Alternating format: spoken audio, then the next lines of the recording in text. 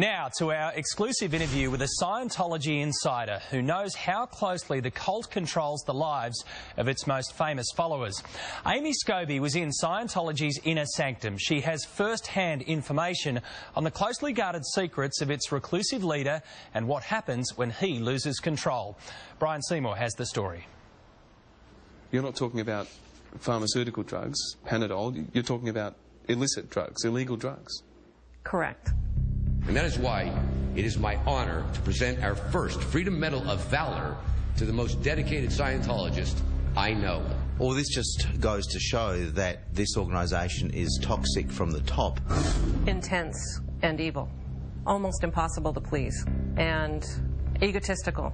Beyond imagination. For 27 years, Amy Scobee and her husband, Matt Pesci, lived in an alternate universe where mind control, brutality, superstars and cash all combined to convince them they were mankind's only hope. Amy was just a teenager when she was recruited into Scientology. It was Halloween in 1979, and 14-year-old Amy Scobee was sent all on her own from her home in Seattle to here, the Church of Scientology in Los Angeles. She began life and work in the organisation's elite unit called the Sea Org. It was there she met some of their brightest stars and learned some of their darkest secrets. During her 3 decades inside, Amy managed the Scientology Celebrity Centre, rubbing shoulders with A-list converts. I was talking to Shelley, and she was telling me about how dedicated Tom Cruise is to Scientology. The Shelley she was talking to was Shelley Miscavige, the wife of Scientology's leader, David Miscavige, who is best friends with Tom Cruise. And he said he would join the Sea organization, which is where you sign for 1 billion years and it's a live-in, work-in situation, that he would do that if but he's unqualified because of his previous drug history. And she told me what drugs he took, which I won't get into, but she did tell me Illegal that... drugs? Drugs that disqualify him for the Sea organization. The most respected and dedicated Scientologists like Amy are expected, even required, to join the Sea Org. Tom Cruise did not join. Because he took those drugs, he's no longer qualified. He's not qualified to join the Sea organization, but otherwise he'd be here in a heartbeat. Instead, Cruise went on to movie megastardom and marriage. I'll stab you. During Cruise and Nicole Kidman's 10-year union, Amy was ordered to interview staff to work in their Pacific Palisades home.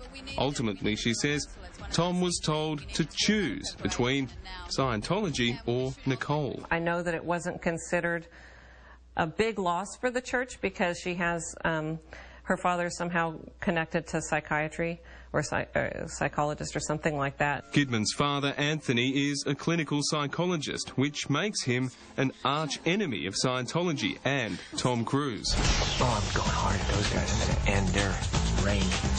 You know, these psychiatrists, I've had it. Absolutely had it. It's disgusting to me.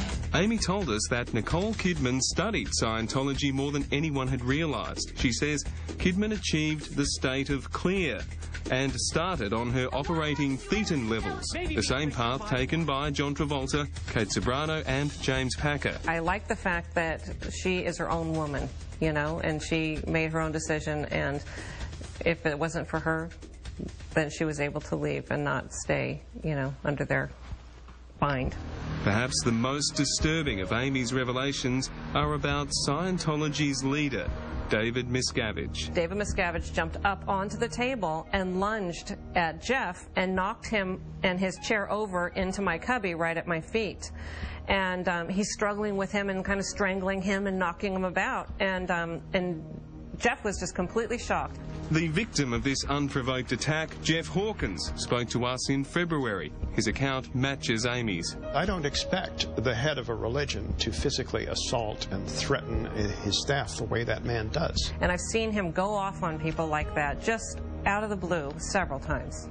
The celebrities, the big names, the Travoltas, the Cruises, they don't know. They're shielded from all of this nasty horrendous stuff, aren't they? They are. They're handled with kid gloves because you want them happy and satisfied. Worse still, Amy claims she was raped at age 14 by an older Scientologist, whom she does name, and Scientology covered it up to avoid bad publicity. I was told, don't tell anybody because that would be bad PR for the church. We could just handle our own.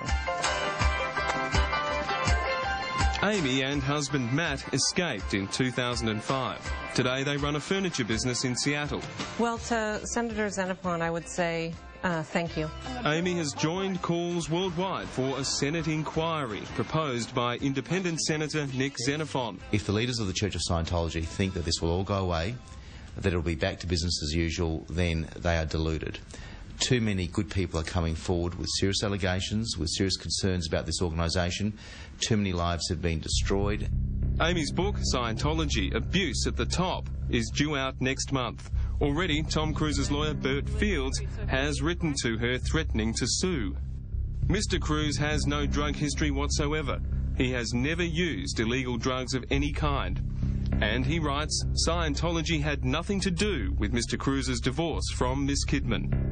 Amy says she's not worried about being sued, but she would like to talk with Tom Cruise. I would tell him, and it would be a personal communication, that it's very irresponsible for him to hold up David Miscavige as a leader of leaders when he's abusing people. And if he doesn't know that, get informed.